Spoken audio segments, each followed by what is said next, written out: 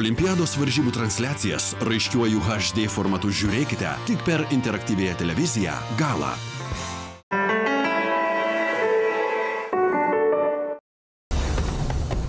Projektą pristato Vici skonių jūra.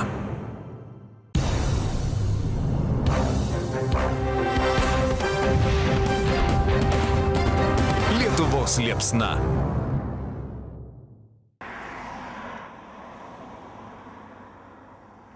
Sveiki! Lietuvos liepsnos komanda toliau keliauja po mūsų mažą, bet labai išdidžią šalį, nešdama olimpinę viltį ir keldama olimpinę dvasią. Ką tik, šalia puntuko akmens paminėjom 79-asis Lituanikos skrydžio per Atlantą metinės, o dabar esam visai kitam Lietuvos krašte, Biržuose. Kodėl čia atvykom, šitą netrukus sužinosit.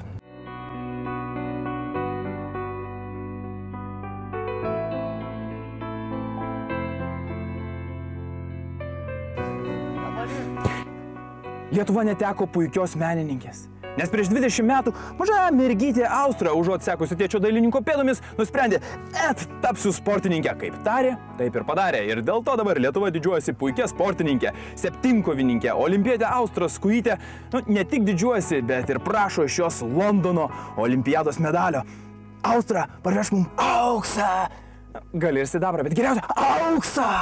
Septynkovininkė Austra Skujytė, lengvosios atletikos žvaigždė, be kitų įspūdingų pasiekimų 2004-aisiais olimpinėse vasaros žaidynėse Atėnuose iškovojo vicečempionės titulą. Suprantat, aš netikėjau, kad čia mūsų vaikas gali pasiekti tokias aukštumas. Suprantat, vodko. Jau jinai sportavo pas kuris tas treneris Pšigočkis. Čia va sėdėjo tam kambarį ir sakė, jį važiuosi olimpiadą, man kažkur, klėdėsiai atrodė taip paprastai kalbant. Austros vaikystė prabėgo daugiabučio kieme. Judri mergaitė mėgo regis visai nemergaitišką žaidimą – futbolą. Sunku patikėti, tačiau mažai trūko, kad būsimoji sporto žvaigždė būtų tapusi dailininkė. Menišką prigimtį ir pomėgį tapyti Austra paveldėjo iš dailininko tėčio. Lankė dailės mokyklą. Austros tėvų namuose radome ir sportininkės tapytų paveikslų. Aš norėjau, kad jinai būtų dailininkė, biškai, kad jinai sportininkė. Kaip jį čia buvo gal pabaigus stosi dailės akademiją, nesibaigė dailės tą mokyklą. Čia Biržuose labai mes taip norėjom. Įstojo Kauno technikos universitetą į dizainą, dizaino technologiją. Aš net neatsimenu to pavadinimo jos. Metus pasimokė ir išvažiavo į Vilnių. Tėvai mums rodo išsaugotus Austros rašytus sveikinimo atvirukus įvairiomis progomis. Sportininkė, norėdama pradžiuginti artimuosius, neperka atvirukų parduotuvėse, juos sukuria pati. Be dailės Austra turi ir kitų pomėgių.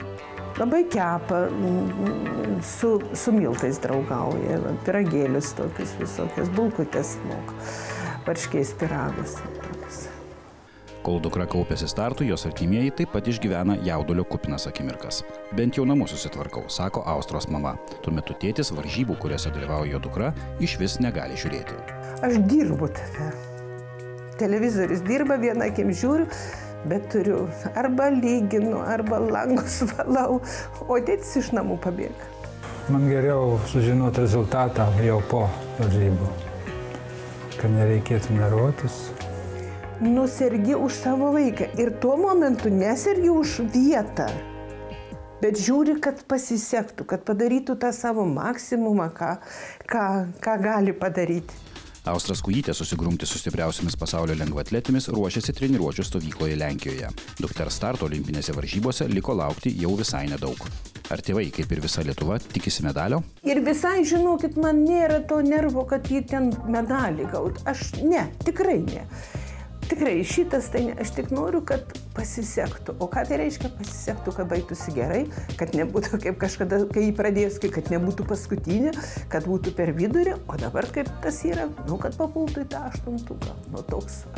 O jeigu dar aukščiau užlips kaip aštuntukas, tai tik džiaugsmas.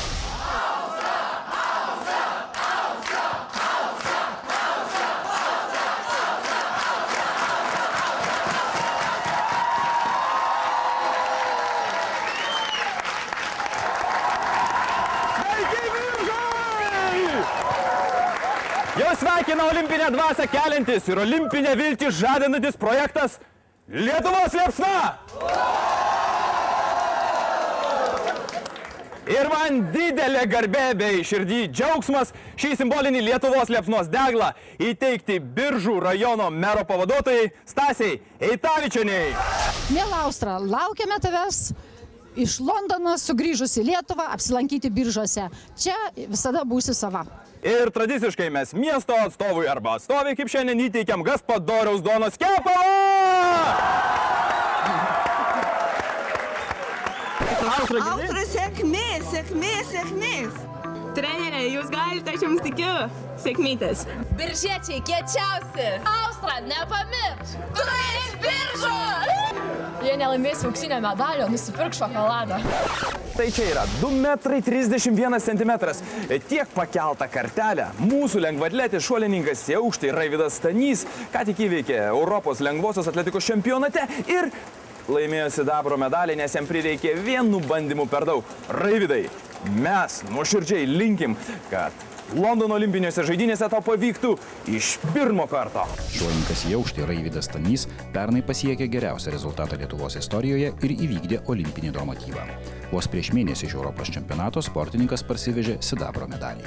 Jis išvyko, tai tikrai daug dirbo ir jis tikrai tikėjosi, kad nors pateks ten į penketuką arba parsiveš medalį. O aš tikrai tikėjau, kad bus sidabras. Nes mes visi šeimos nariai, čia kai žiūrėjom varžybas, visi pagalvojom, sakom, ką manom, kokį medalį jis turi parsivežti. Tai močiutė sakė auksas, aš sakiau sidabras, sesė sakė bronza, o tėvelis sakė 4. vietą. Raivydas nuo mažens užkietėjęs žvejys. Aistrą žvejybai jis paveldėjo iš savo senelio, sako Raivydo tėvai. Keltis 4 ar net 3 ryto, kantriai valandą sėdėti ant kranto su meškere rankose, Raivydui geriausias poilsis. Kelias tai tikrai 3 ir 5 valandą važiuoju žvejoti. Dar kai pailsiaudavome ten sūrinę iš nuo tų laikų, tai sunku būdavo iš valties ištraukti. Žvejodavo. Ir dabar sakė, baigsis olimpiada. Paimk pailsiavėtį žvejos nusavaitį. Rokiškyje baigęs 10 klasę, nuo mažens judrus berniukas nusprendė pasirinkti sportininko karjerą.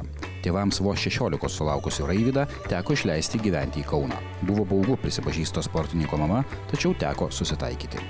Labai buvo gaila, nes jį kvietė ir po 9 klasės į Panevėžį. Tai mes dar kažkaip kalbėjom, kad pasiliktų, dar metus pasimokytų. O po 10 klasės jis tvirtai nusprendė ir mes jį tik palaikėm. Nors čia sąlygas pačioj pradžioj Rokišky tai buvo nepavydėtinas.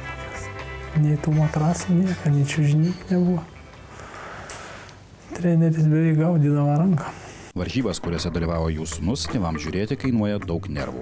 Šiemet laukdami olimpinių žaidynių jie net suplanavo atostogas tam, kad netrukdomi galėtų stebėti sūnaus startą.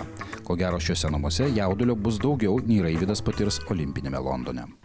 Žinokit, kaip kai sekasi, tai smagu, kai žiūri ir ten įveikia šuolį pirmų bandymų, tikrai yra smagu. Kai stebim varžybas, nereikia, bet aš jau kai nesiseka, geriau išeinu, nežiūriu. Nes tikrai, aišku, tikrai jaudinamėms be galo. Sakau, kiekvienos varžybos, tai išgyvenam. Olimpinės varžybos jau ne už kalnų. Raivydas, ko gero svarbiausiams savo gyvenimo rungtynėms, ruošiasi Kaune. Aišku, jeigu jam taip seksis, kaip sekėsi Europos čempionate, tai būtų tikrai smagu, kad jisai pakartotų tą, ką padarė. Ir toliau su džiaugsmu, su pasididžiavimu ir labai aukštai iškėlę nešam Lietuvos liepsnos simbolinį deglą per mūsų mažytę, bet iš didžią šalį. Dabar važiuojame Jurbarką, jūs tuo tarpu nepamirškit, kad sportas yra ne tik sveikata, ne tik gera nuotaika, bet ir malonios pažintys.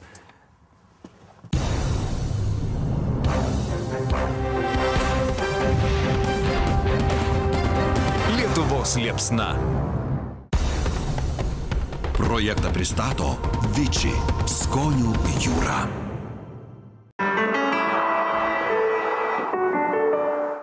Olimpiados varžybų transliacijas raiškiuoju HD formatu žiūrėkite tik per interaktyviąją televiziją Gala.